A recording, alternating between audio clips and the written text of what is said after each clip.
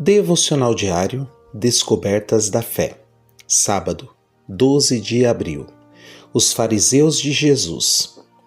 2 homens foram ao templo para orar. Um era fariseu e o outro era publicano. Lucas capítulo 18, verso 10. Você conhece a parábola do fariseu e o publicano, e como o orgulho do primeiro o fazia orar agradecendo por não ser pecador como o segundo.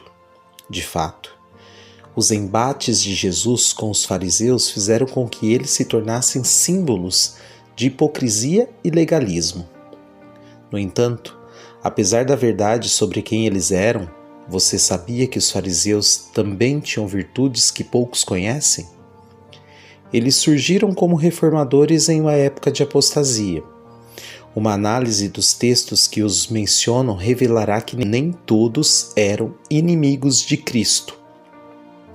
Em diversas ocasiões, os fariseus convidaram Jesus para seus jantares comunitários.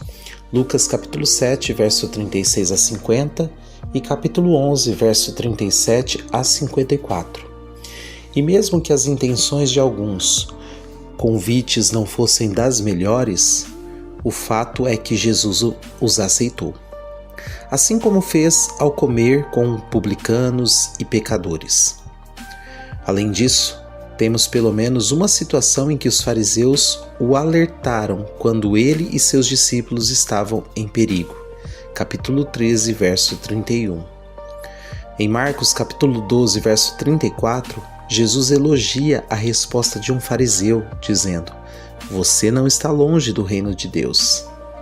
Em Atos capítulo 5, verso 27 a 40, Gamaliel, um fariseu e membro do conselho, falou em defesa de Pedro e dos demais apóstolos.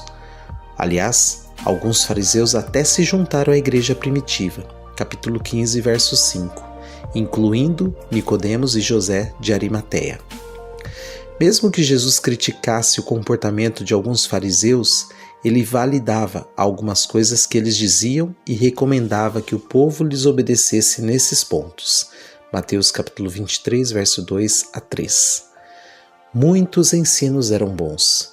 O problema estava com quem não os praticava, e isso incluía os publicanos. Há muitos hoje que rejeitam corretamente o comportamento fariseu, mas também o ensino bíblico deles. E não foi bem isso que Jesus recomendou.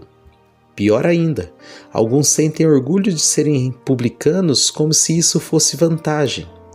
Então oram: "Obrigado porque sou um publicano, descolado e não como este fariseu."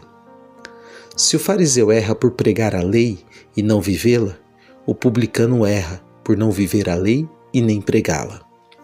Deus definitivamente não quer que sejamos fariseus legalistas, nem publicanos acomodados no pecado. Ambos os grupos precisam de um encontro real com a graça de Cristo.